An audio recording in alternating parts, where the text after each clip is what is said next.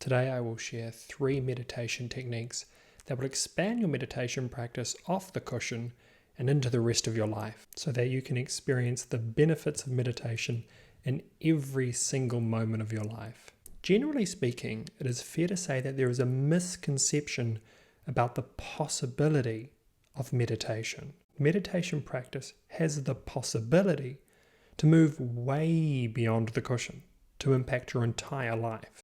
But still, many people suspect and expect that the benefits of meditation are limited to only sitting down and practicing. Once practice is over, they go about the rest of their life not meditating. They have the limited idea that meditation is supposed to be used as a calming break from the rest of life, that it is only a means of refueling so that they can continue on trudging through life. But sitting down to practice meditation is only a fraction of the actual practice. The true shift in your experience happens when meditation becomes a part of every single moment of your life. And so the natural question is, how do you start transitioning from meditating to living your life without losing non-dual awareness? How do you maintain the peace from your sitting practice into your daily life? So here are 3 practices to try that will help transform your sitting practice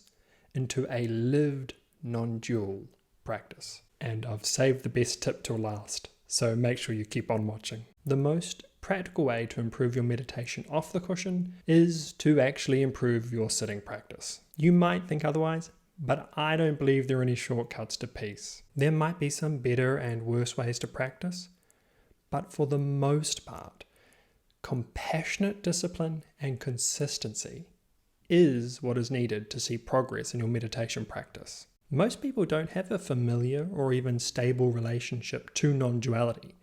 So when they try to start glimpsing or finding moments of non-duality in their day-to-day life, they, of course, fail. And then because they are lost in thoughts of why and how, there is confusion. But in reality, there is just a lack of knowledge and experience. So my first key point to develop a living practice is more formal practice. And this might sound counterintuitive, but it's just very practical. You can practice non-duality to the point that you feel really confident in your realization, making practicing in every moment more accessible and more obvious. During formal meditation, you can sit in a way in which you are no longer identified or caught up in thoughts and concepts. The better you get at locating this, and the more time you spend in this expansive stillness, the easier it becomes to find clarity amongst chaos. The most seamless way to bridge the gap between sitting meditation and meditation in every moment is dynamic formal meditation. This means different types of meditation that resemble the activity of life. Some of the types are, for example, walking meditation, sleep meditation, and mindful eating. So to bridge the gap between your sitting practice and your daily life, a simple technique you can try is to explore doing everything you would do on a regular day, but doing it with awareness. Ultimately, it is possible to be aware of all the sensations in your experience. But of course, this takes a lot of practice. Start by choosing a sensation that you find relatively easy to be aware of. Take sound, for example. You might have meditated on sound in your formal practice. Now try to be aware of sound when you're not meditating. So in every other moment of your life, try to be aware of sound whilst you're going about your day. So set an intention, just like you would sitting down to meditate. Decide to be aware of sound today whilst you're cleaning and see how it goes. And as you get better, just like in formal meditation, you can expand your awareness to more sensations. But remember, start slowly and don't get discouraged. Sustaining awareness in our chaotic lives can be very challenging. Finally, and I think this is the quickest and most significant way you can clearly see your formal practice bridge to the rest of your life, is don't stop meditating. Funnily enough, I had a video about not starting to meditate, but rather tuning into your experience of being.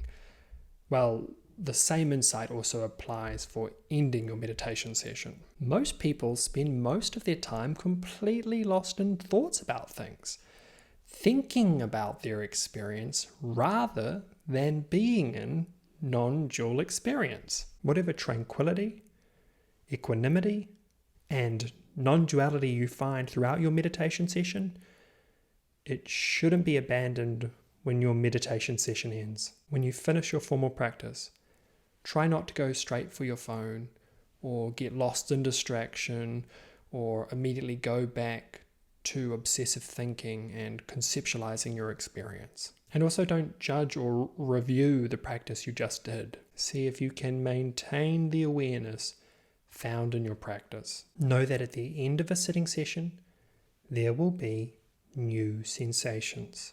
You might stand up. There might be more things to notice.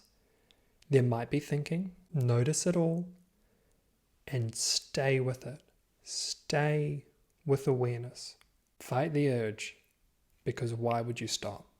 Consciousness is experience and an inherent awareness of those experiences. Non-duality is about resting as this reality, which pervades all the changing forms and shapes of life. Usually, we don't recognize this innate wakefulness because we don't have the habit of noticing much of our lives at all, or we're caught up thinking about and conceptualizing what it is like to be us, rather than just experiencing it. But freedom really does pervade every instant of consciousness, and understanding this makes it clear that we should strive to be in a sort of meditation all the time. Meditation isn't just about the breath. I suspect that we're all at different stages in our development of living awakened lives, but these practices are great because regardless of deep insight, anyone can do them. Living practice is a major step towards living a more peaceful life, so it's something that we should experiment with every now and then. Formal practice is always going to serve you, but remember that you don't have to wait until you perfect it before you start gaining the benefit from exploring the question, what does it mean to live with awareness? If you've enjoyed this content and you'd like me to make more, please like, subscribe, and comment. I'll see you next week.